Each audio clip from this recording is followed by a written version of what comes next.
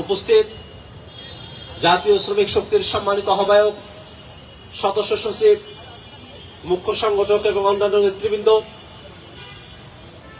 জাতীয় নাগরিক পার্টি এনসিপির নেতৃবৃন্দ, আপনাদের সকলকে জাতীয় নাগরিক পার্টি এনসিপির পক্ষ থেকে শুভেচ্ছা এবং অভিনন্দন। আজকে এই 1 মেতে আন্তর্জাতিক শ্রমিক দিবসে আমরা এখানে একত্রিত হয়েছি কিছু অঙ্গীকারের কথা ব্যক্ত করার জন্য। আমাদের পেছনে যে ব্যানার, সেখানে শ্রমিক দিবসের অঙ্গীকার হিসেবে ন্যায্য মজুরি, মর্যাদা এবং অংশীদারিত্বের কথা বলা হয়েছে। আজকে এখানে একটি কৌশলপত্র উত্থাপন করা হয়েছে, যেখানে এই ন্যায্য মজুরি, মর্যাদা এবং অংশীদারিত্ব নিশ্চিত করার জন্য 4 ধাপে শ্রমিকদের জন্য কাজ করার অঙ্গীকার এবং প্রতিশ্রুতি ব্যক্ত করার কথা বলা হয়েছে। আমরা খেয়াল করে দেখি, আমাদের এই বাংলাদেশের অধিকাংশ মানুষ তারা শ্রমের সাথে যুক্ত,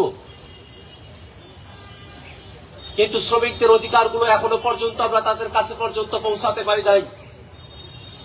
এখনো পর্যন্ত শ্রমিকদের মজুরি অত্যন্ত নিম্নমানের।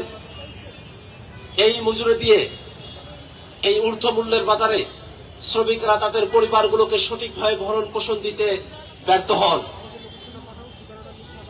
আমাদের শ্রমিকের সন্তানেরা তাদের জীবনমান এত নিম্নমানের হয়ে পড়ে যে তারা আর লেখাপড়ার সুযোগ পায় না, নিজেকে প্রতিষ্ঠিত করার সুযোগ পায় না। শ্রমিকের সন্তান হিসেবে কোন রকম বোঝাপড়া তৈরি হওয়ার পরেই তাদেরকেও শ্রমিকের কাজ করতে হয়, তাদেরকেও শ্রমের সঙ্গে যুক্ত হতে হয়। শ্রমিক বংশানুক্রমিক ভাবে তাদেরকে শ্রমের ঘাঞ্চাদেরকে টানতে হয়। সেখানে কোনো রূপান্তর আর সম্ভব হয়ে ওঠে না। আমরা যদি আমাদের শ্রমিকদের ক্লাসিফিকেশনের দিকে তাকাই, যারা কলকারখানায় কাজ করেন, বিভিন্ন প্রতিষ্ঠানে কাজ করেন, সেখানে তারা তালিকাভুক্ত থাকেন। সেখানে তাদের যে অধিকারগুলো আছে সেটা তারা বুঝে পান না, তাদের থেকে আরো করুণ দশায় থাকেন। যারা ব্যক্তিগত পর্যায়ে শ্রম দেন সেই সব মানুষেরা, ধরুন যারা রিক্সা চালক আছেন, হকার আছেন, অথবা শ্রমের অন্য কোনো সেক্টরে আছেন, সেই মানুষগুলো কিন্তু তাদের অধিকারগুলো কোনোভাবেই বুঝে পাওয়ার মতো কোনো প্রাতিষ্ঠানিক আওতায় তারা আসেন না। আজকে আমরা শ্রম দিবসের আলোচনায় যখন মজুরির কথা বলছি, তখন সামগ্রিকভাবে বাংলাদেশের অর্থনৈতিক প্রেক্ষাপটের দিকে আমাদেরকে তাকানো প্রয়োজন।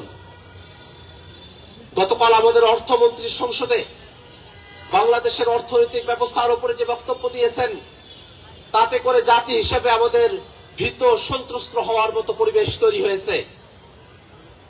বাংলাদেশের অর্থনীতি একটা খাদের কিনারায় দাঁড়িয়ে আছে। এই খাদের কিনারায় যারা বাংলাদেশের অর্থনীতিকে নিয়ে গেল,